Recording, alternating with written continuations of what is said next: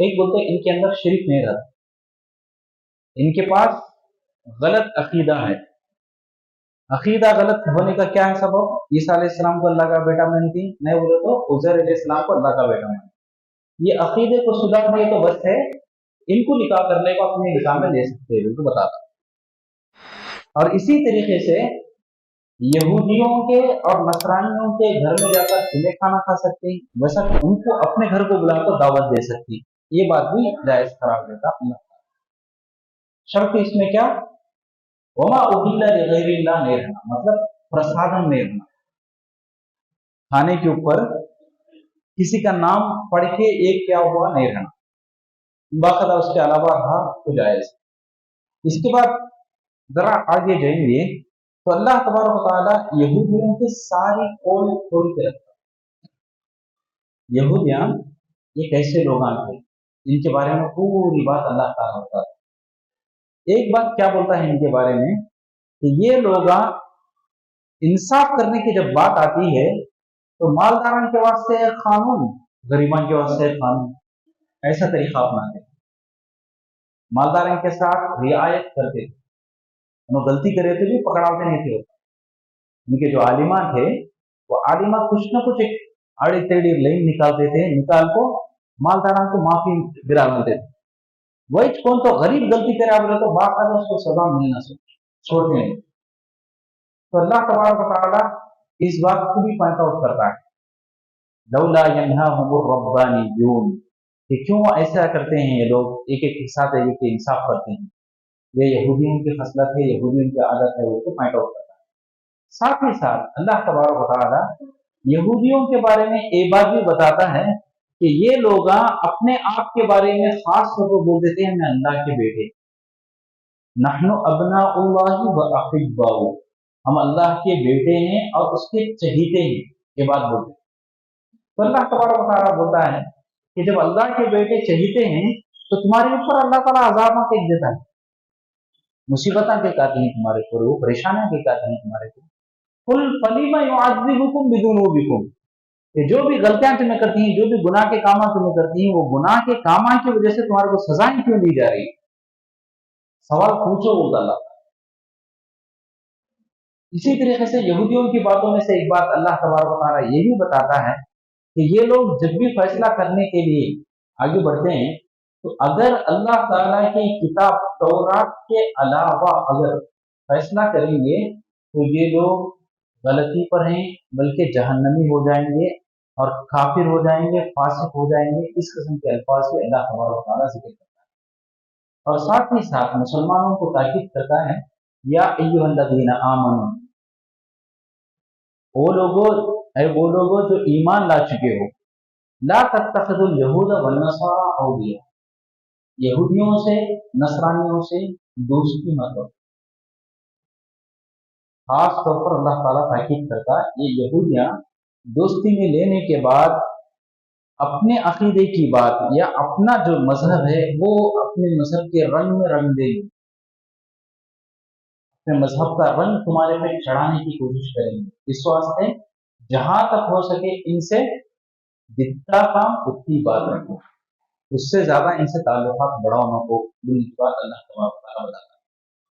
मेरे दीनी भाइयों, आज खास तौर पर ये नेतन्याहू जो फलस्तीन के ऊपर कब्जा कर रहा है और गाजा के ऊपर जो हमले हो रहे हैं, ये सारी चीजों को देखकर भी यहूदियों के बारे में खुले तौर पर बात बद्दुआ निकलती है कि न छोटों को देख रहे हैं न बड़ों को देख रहे हैं, किसी को देखे बगैर ये लोग बहुत ही ज्यादा हद से बढ़कर हद से तजावुज कर रहे हैं.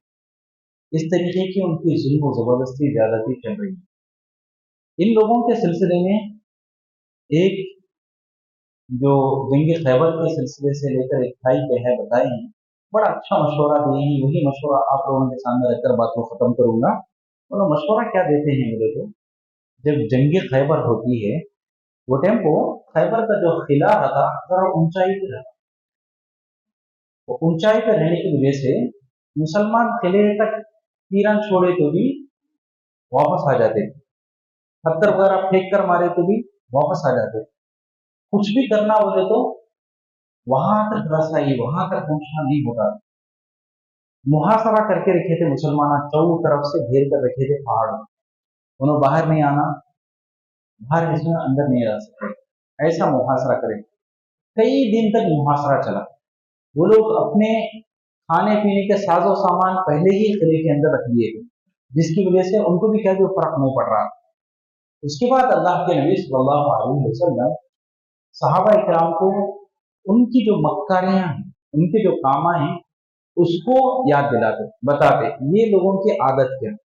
इन लोगों को मेन पैसा, पैसा के अलावा दूसरी चीज पर इनकी तवज्जो है। पैसे के बारे में इन्हों बड़े खतरनाक, एक राइटर है जो 10 क्लास की किताब हो, 9 क्लास की किताब है ना, उसमें लिखकर कहानियां जो बना के देता है, उसमें से एक राइटर बड़ा बड़ा मशहूर नाम है, याद आया वो तो बोल देता हूँ। उन्हें एक हिस्सा लिखा, एक क्रिश्चियन हो एक यहूदी, दोनों दोस्तां थे।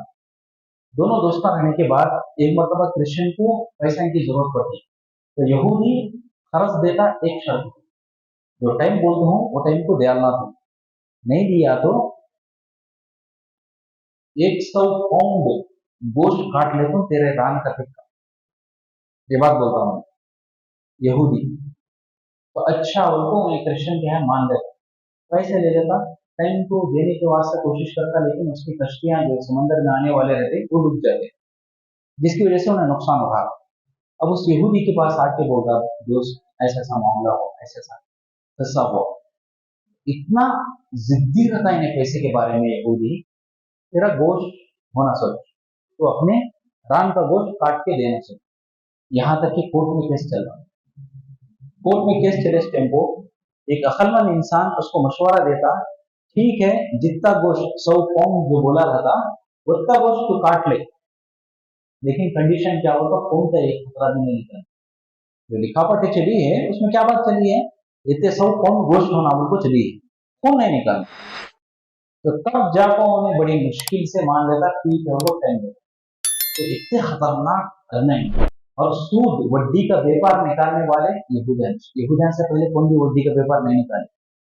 तो अल्लाह के नबी सल्लल्लाहु अलैहि वसल्लम खैबर की जंग के टाइम पे बोलते, ये लोग सब के सब इनकी सांस भी चलती है तो पैसे के लिए, इनको आमदनी का जो जरिया है वो कट करो, बोलते अल्लाह के नबी।